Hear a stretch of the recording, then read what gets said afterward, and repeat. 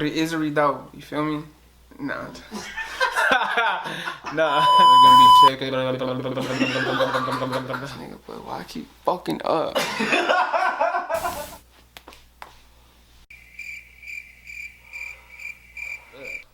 Fuck, bitch. Hey yo, turn the bass up. Man, what's good? Y'all tapping into part 2 right here with Urban Moguls B. Right here we dropped the most game. Man, before we start part 2, I need y'all to hit that subscribe button, that like button, that notification bell. And if you haven't seen part 1, go back to part 1, then come back to part 2. You feel me? But look, man, we right here with a real special guest, man. Y'all know who he is. If you don't know, go watch part 1 ASAP. You feel me? Right here with Lou, straight out of Oakland. Hell yeah. Hell yeah, boy. So, you know, we got done talking about your little cousin, right? Rest in peace to her. Rest in peace. But now it's all about the music. We want to know how you got into the music or who inspired you to get into music.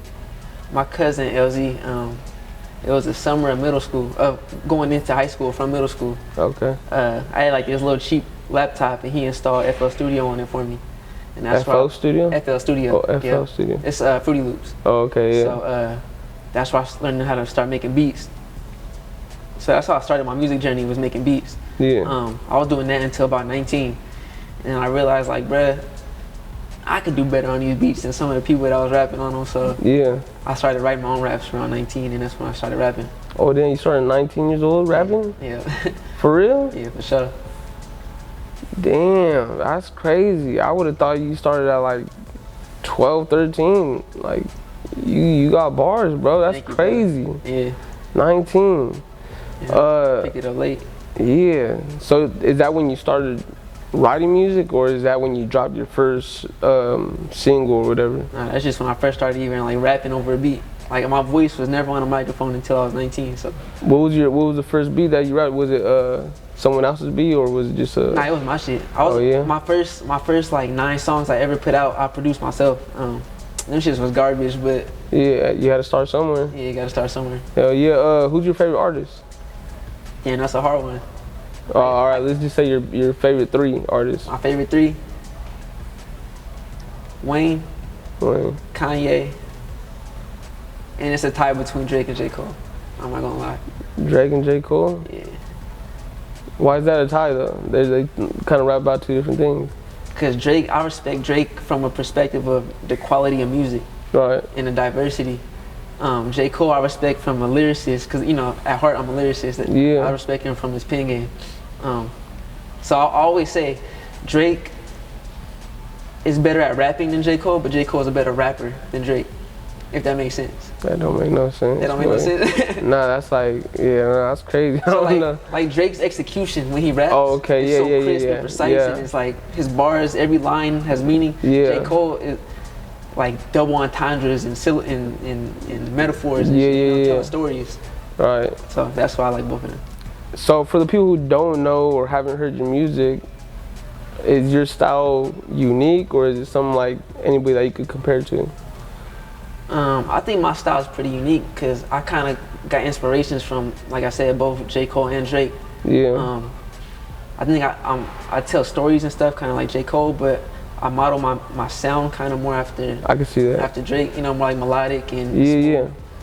You can hit that high pitch thing too. Yeah, you for feel sure. me? That's my favorite. Yeah. I like that shit, That's man. my favorite thing to do. You feel me? He got his head in the clouds, but his feet on the pavement. You feel me? You know what I'm saying? Hey. Out now, right? Out now. Hey, that part.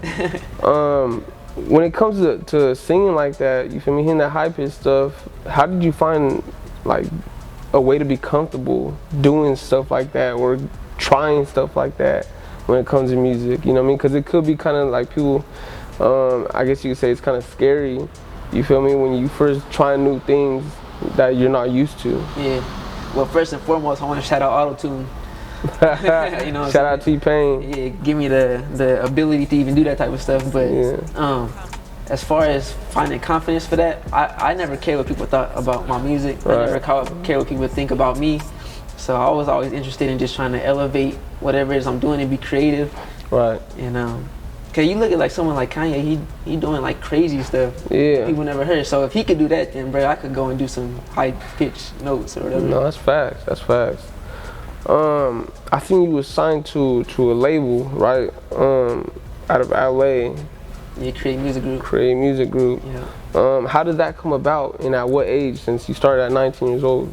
Yeah. So I got a distribution deal with them. Okay. When I moved to LA, I met an artist named Dana Mar. He going crazy right now on Spotify. He did like, I don't know, 15 million streams last year. Yeah. That shit going viral. He introduced me to the A&R there named Cien. And she just really liked my music. So is he from out here, or is he? He's from out San there? Diego. Oh, okay. Yeah. And then he moved to LA, so I met him out in LA. Oh, okay. So yeah, she really liked my music, and she's just been like a big part of my team ever since, helping me out, trying to reach new heights. Right. For people who are looking for that kind of deal, man, what would you say are some, let's just say all positives about it? You know what I mean? Because we don't want to focus on the negative. What are all the positives about it? I would say independence, bro. Like they help you with everything, but they give you the creative freedom to do whatever you want to do. You know. Right. You get an 80-20 split, so you keep most of your money, and you retain ownership of all your songs. So you own the masters. Right. And on top of that, you get like the perks of being under a label, so they could create marketing campaigns for you. They got all the resources for you, like getting on playlists and stuff. Yeah. All that is important for sure. Right. We was talking about off camera how one of your songs was it 5 to 9 that made it to the Laker game. Yeah. Right. Was that through your distribution or? Nah, that was just like some random shit. Like one of my LA partners out there, he know the DJ. Oh, okay. You was watching the game when it happened? I wasn't, bro. Nah. So, yeah, he sent me the video of it. Oh, that's the one I okay. posted on. Yeah. So yeah, just like a random partner I got out there that go to USC. Yeah. He just knew the DJ. He had him play it for me. So. What was that feeling like? Just seeing something like that, cause you know, it's on the Laker game, man. That's kind of a big thing. A lot of people be watching those kind of games and stuff like that. That was dope to me. That was the first time my music ever been played for like that many people at once. So I remember that game too. I forgot who they was playing, but I know Lil Wayne was there. Yeah. One of my favorite artists. Yeah. Of course, LeBron James being in the building. You know, Yeah. just to know your music was played around them, it was dope. Hell yeah. What's the best thing about music you would say that you get out of it? The best thing I get out of music, it's like therapy for me.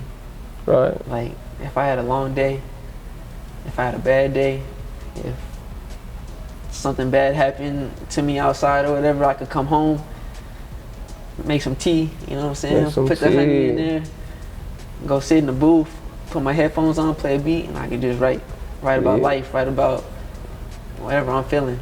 And it just take me completely away from the real world.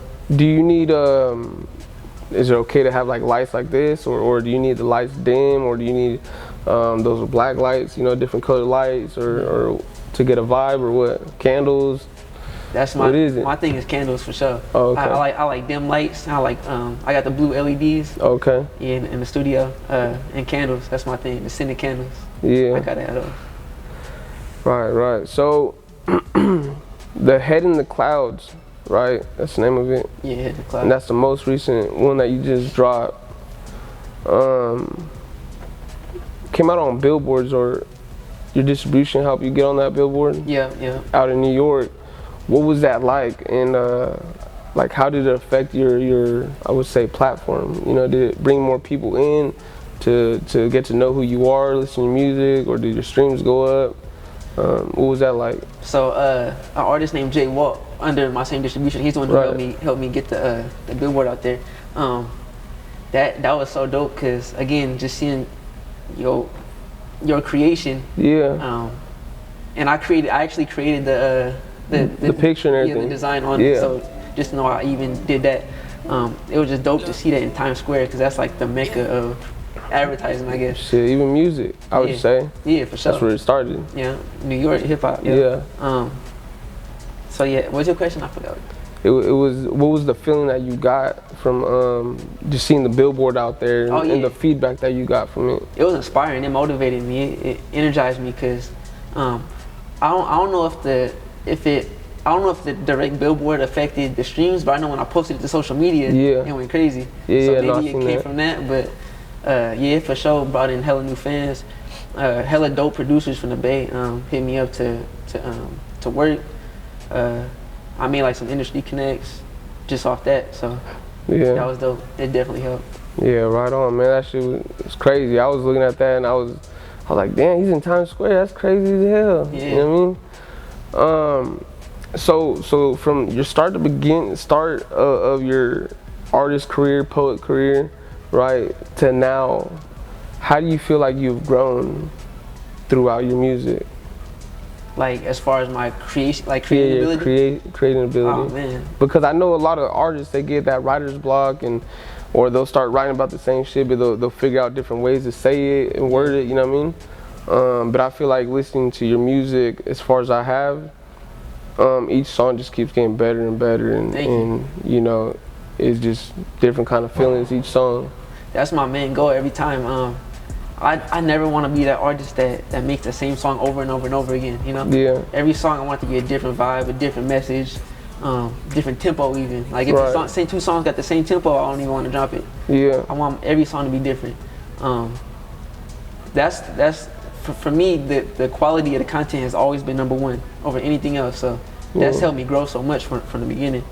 Even when I first started, I think my sound was different. It sucked, but it was different. Yeah. And I just built on that every time. So, what do you aim for when it comes to the music, whether it's a single or it's a mixtape or album? Do you have any goals before you get into the studio and be like, this is what I kind of want to aim for as far as like the single, or I want to be able to drop it right away, or stuff like, what's your thought process? For me, my thought process before I go to the studio is I'm gonna just be creative. So I don't have an idea of like, oh, I want to make this type of song today. Yeah. I'm gonna just go listen to beats, and then whatever catch my ear, that's what we doing. Right. And I want every song. This is the hard part for me. It takes me like a week to make a song. Yeah. Like some people make 3 songs a day. Fact. For me, it takes me a week to make a song because I try to fit so much into one. So the melody gotta be emotionally provocative. Yeah. The drums gotta hit hard, so they gotta be crispy drums. Yeah. I gotta have a catchy hook with a nice melody. I gotta have bars in it. Yeah. And it has to, like I said, it has to be catchy, but it has to be meaningful too. Right, So I'm right. trying to fit all this into one song. That's really what I aim for. Got you. Every release. Man, it sounds like you know exactly what you want out of this music, and you know where you're headed. What sets you apart from other artists out here in the Bay Area, or I mean anywhere that you go? You know what I mean? Man, what sets me apart? I feel like nowadays we live in like this cookie cutter, microwavable era where everything is just like what's the saying? Over quality, quantity over quality. Yeah, yeah. But I always look at it the opposite way, it's quality over quantity. So my music is always gonna maintain emotion and feeling. Right. That nostalgia. Yeah, that nostalgia. Yeah, that's my favorite feeling to play music. So I feel like that's what sets me apart. My constant need to affect my listener emotionally. Yeah. And make them have a connection to me more than the music. I want them to be connected to me. Right. Because my goal is to be a role model, an idol to people, Yeah. an inspiration. You know. That's it. Yeah. Nah. So where do you plan on taking this music? Where do you want to take your music career? All the way to the top. I want to be the most successful artist in the world. And I'm not gonna stop until I get there. Right. But what does that look like? You know what I mean? Because I mean everybody can have different meanings of that. You know what I mean? Some people might be like, I just want to be on the radio and make it mainstream, and others might just be like, well, I just want to make more revenue off of this shit and build businesses off of it. You know what I mean? My main thing with the music is I want to affect a generation of people. The way I look at Kanye, the way I look at J. Cole, that's how I want the young kids to look at me. I want to be an inspiration for people when they're going through depression, when they have anxiety, panic attacks, when they mourning somebody.